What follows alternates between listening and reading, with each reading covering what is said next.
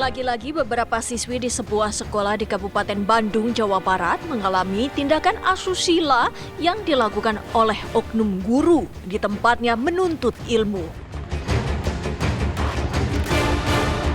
Bersama orang tuanya, para korban mendatangi unit perlindungan perempuan dan anak Satreskrim Polresta Bandung untuk melaporkan tindakan asusila yang dialaminya dari oknum guru tersebut. Dengan modus mengajarkan tenaga dalam, terduga pelaku memanggil para korbannya dan membuat mereka tak sadarkan diri, kemudian melakukan pencabulan. Tindakan asusila ini sudah cukup lama dilakukan pelaku dari tahun 2019 hingga 2021. Awalnya hanya satu korban yang mengadukan hal ini ke pihak kepolisian. Namun kemudian dari hasil pemeriksaan saksi berkembang menjadi 3 orang. Saat ini pihak kepolisian sedang melakukan pemeriksaan terhadap para saksi dan juga para korban untuk bisa menjerat pelaku pencabulan. Tim TV One mengabarkan.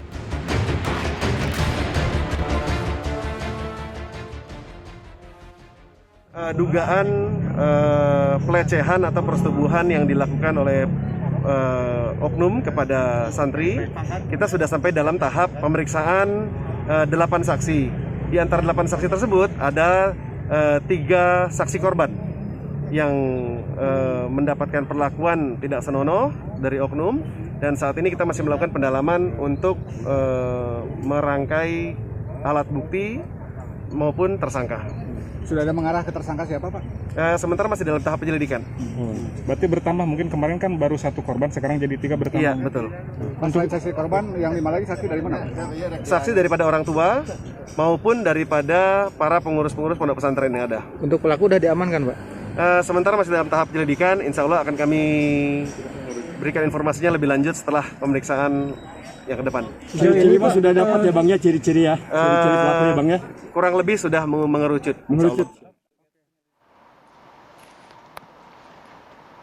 Sedih sebenarnya kalau Miris harus membahas hal ini lagi gitu, Bay. Setelah kemarin beberapa waktu lalu ada beberapa kasus juga mengenai pelecehan seksual terhadap murid di sekolah pendidikan begitu ya. Kalau begitu kita akan ajak Anda terlebih dahulu lah untuk berbincang bersama dengan Pak Muhammad Syarif Idi selaku kuasa hukum dari korban, dan juga sudah terhubung bersama kami ada Kiai Haji Muhammad Holil Nafis, Ketua MUI bidang dakwah dan juga ukhuwah. Assalamualaikum Pak Syarif, Pak Kiai. Waalaikumsalam warahmatullahi wabarakatuh. Assalamualaikum Pak Kiai.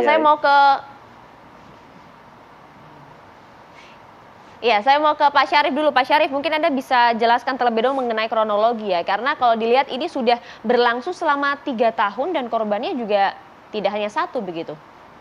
Iya, jadi pada awalnya cerita ini terungkap itu berasal dari laporan santri itu ke salah satu ustazah mereka.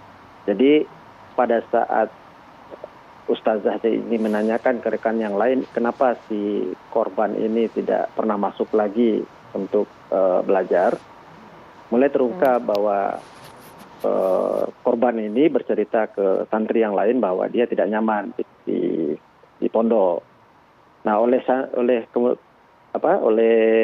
ustazah ini kemudian si korban ini dipanggil ke rumahnya, ditanya permasalahannya apa, kenapa tidak masuk lagi.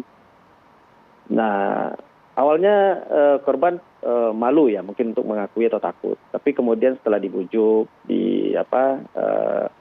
oleh ustazahnya, kemudian mulai mengakui bahwa ada perbuatan senonoh yang dilakukan oleh terduga pelaku ini, dan sampai ke persetubuhan ya. Dan itu benar bahwa itu terjadi berulang kali dari mulai tahun 2019 sampai terakhir 2021. Bahkan sampai seminggu sebelum kita melaporkan ke Polresta Bandung, itu masih ada yang kejadian. Nah, dari 1 orang kemudian berkembang menjadi karena yang 1 orang yang pertama dihubungi sama ustazahnya ini kemudian menceritakan juga bahwa ada juga yang pernah bercerita begitu. Nah, oleh ustazah ini dipanggil juga karena dia juga sudah keluar ya dari pesantren. Dipanggil, ditanya juga sama. Kemudian si yang kedua ini juga cerita. Sampai akhirnya ada 5 orang sebenarnya yang pada saat itu bercerita ke ustazahnya mendapat perlakuan yang sama gitu.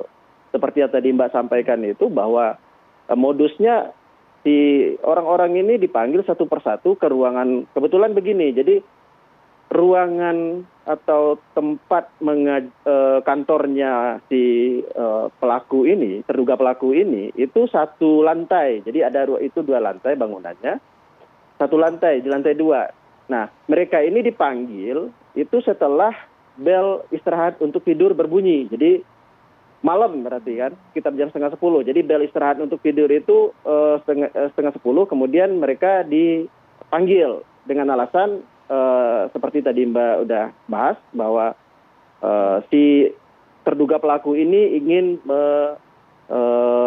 transfer ilmu tenaga dalam supaya kuat begitu.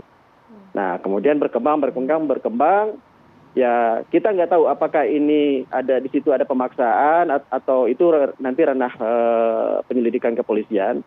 Tapi yang pasti anak-anak ini, korban ini sampai dilakukan persetubuhan dan itu terjadi berulang kali seperti itu.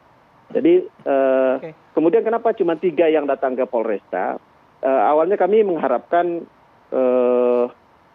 yang pernah melapor ke ustazahnya ini mau kita tidak lanjuti, tetapi kita tidak tahu alasan orang tuanya apa. Tapi yang pasti hanya 3 baru yang saat ini bersedia untuk diteruskan laporannya ke kepolisian. Kira-kira begitu, Mbak. Meskipun ada 5 korban begitu ya? Ya, Pak Syarif. Iya, yang melaporkan 5. Terduga, ya. Terduga pelaku ini yang Anda laporkan bersama klien Anda ini statusnya apa? Kalau dari ceritanya Pak Syarif kan sebenarnya setelah kegiatan akademik selesai ya, kok memiliki kuasa memanggil gitu, padahal jam pelajaran sudah selesai gitu. Jadi begini Mas, kan kalau namanya lembaga pendidikan seperti pondok ini, apalagi ini kan pimpinan ya, si terduga pelaku ini pimpinan yang katanya juga kan sekaligus, yang saya dengar itu adalah sekaligus sebagai pemilik ya. Sebagai pemilik dari pondok ini, ya kita kan bisa bayangkan kalau misalkan seorang santri dipanggil oleh pimpinan pondok pesantren begitu loh. Jadi jangankan yang memanggil pimpinan, kadang ustadz saja yang manggil pasti mereka itu berprasangka baik, tidak mungkin berprasangka buruk yang namanya dipanggil ustadz seperti itu.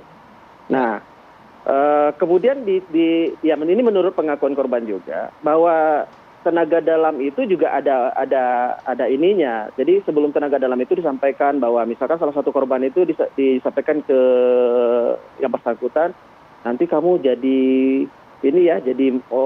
mata-mata di kelas, tolong nanti gimana ustadznya mengajar, gimana teman-temannya. Tapi supaya kamu kuat, nanti ustadz bekali dulu nih dengan tenaga dalam biar nanti kamu mentalnya menghadap orang ini bisa kuat gitu.